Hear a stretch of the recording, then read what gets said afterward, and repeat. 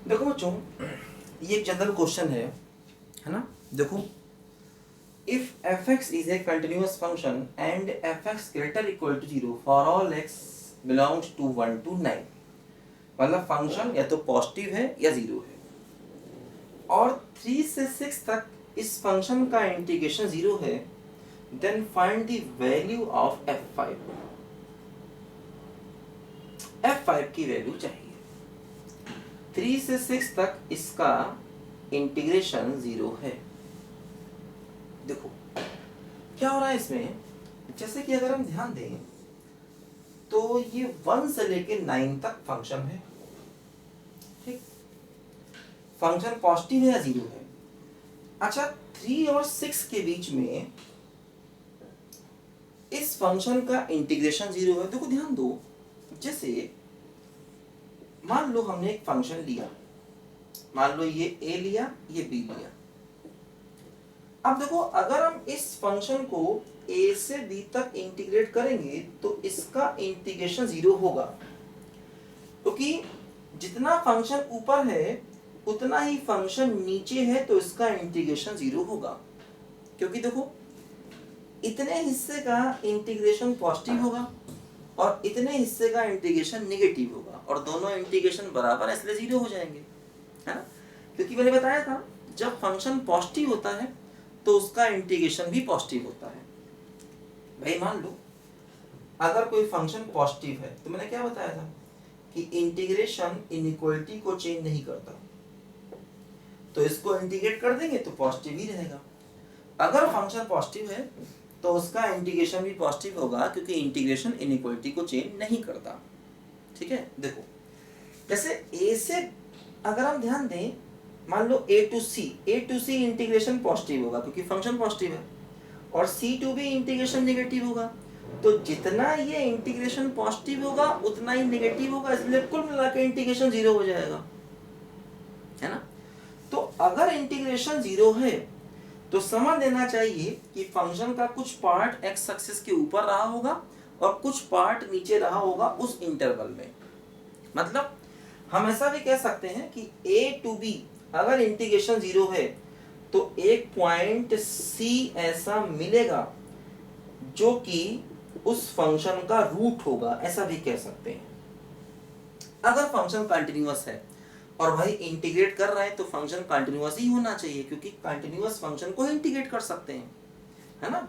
अगर हम a to b integration zero कर रहे हैं, अगर मान लो a to b integration zero है तो कंफर्म है कि फंक्शन थोड़ा ऊपर होगा और थोड़ा नीचे होगा, है ना। ऊपर का एरिया और नीचे के एरिया आपस में बराबर होंगे। ये a1 है और अगर ये a2 है तो ये एरिया आपस में बराबर होने चाहिए।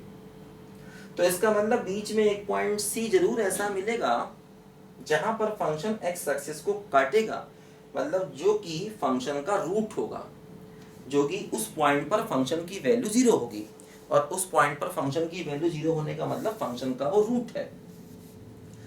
तो ध्यान देना कि इंटीग्रेशन जीरो तभी होगा अगर फंक्शन का कुछ पार्ट x एक्सिस के ऊपर है और कुछ पार्ट x एक्सिस के नीचे है, ठीक है, तभी इंटीग्रेशन जीरो होगा। देखो यहां पर भी कह रहे हैं इंटीग्रेशन जीरो है, लेकिन कह रहे हैं कि फंक्शन तो हमेशा पॉजिटिव है।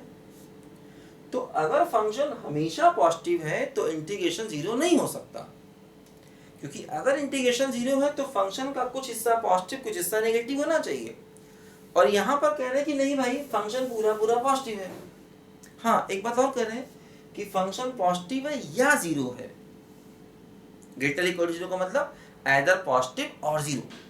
तो देखो इसका मतलब ये हुआ कि इंटीग्रेशन जीरो तभी होगा जब हम फंक्शन को जीरो मान लें।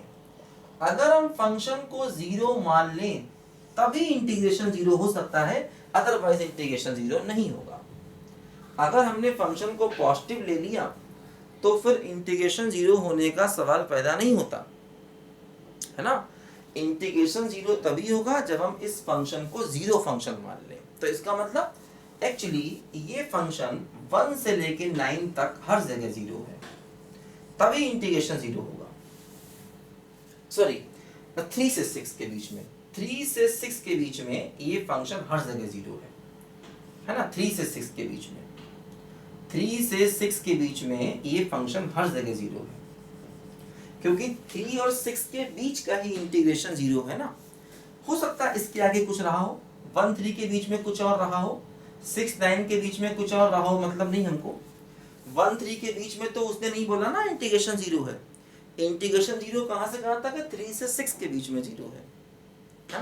तो इसका मतलब 3 6 के बीच का फंक्शन जीरो होना चाहिए, है ना। ये फंक्शन 3 और 6 के बीच का फंक्शन जीरो होना चाहिए, क्योंकि वही इंटीग्रेशन जीरो है। 1 3 के बीच में फंक्शन कुछ और हो सकता है ना, क्योंकि उसका इंटीग्रेशन तो जीरो दिया नहीं गया। 6 9 के बीच में भी कुछ और हो सकता, मतलब नहीं होगा पॉजिटिव ही। तो कह रहे फंक्शन या तो पॉजिटिव या जीरो है। तो इसका मतलब 3 6 के बीच का फंक्शन कन्फर्म में जीरो होगा, तभी उसका इंटीग्रेशन जीरो है।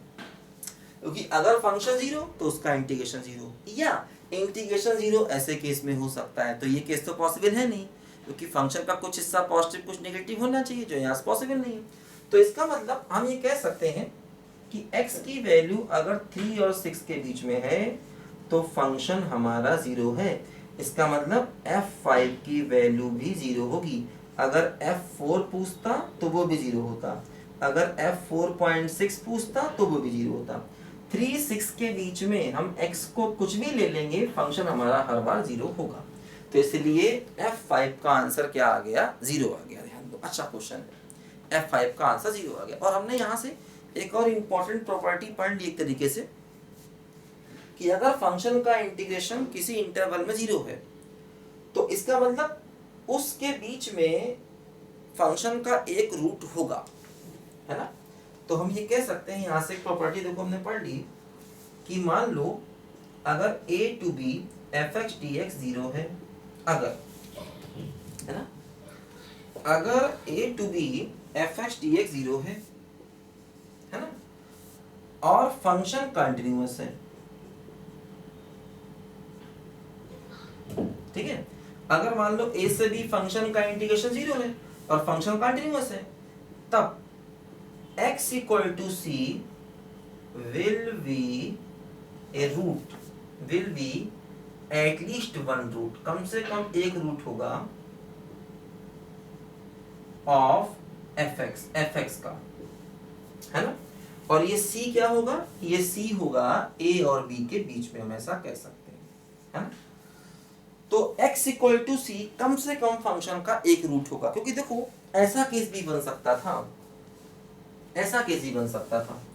जैसे मान लो यहाँ से यहाँ जाना है हमको, फंक्शन ऐसा होता, ऐसा होता, फिर ऐसा होता। तो ऐसा भी हो सकता था कि अब देखो यहाँ पर फंक्शन पॉजिटिव है, यहाँ पर नेगेटिव हो गया, यहाँ फिर पॉजिटिव है, यहाँ नेगेटिव हो गया। तो कुल मिला के इसका भी इंटीग्रेशन जीरो हो सकता है। यहाँ पर भी ऐसा हो सकता है कि फंक्शन का इंटीग्रेशन जीरो हो जाए, है ना, ऐसा हो सकता है। तो देखो यहाँ पर कई सारे रूट मिल गए, जैसे एक रूट ये मिल गया, एक ये मिल गया, एक ये मिल गया, है ना।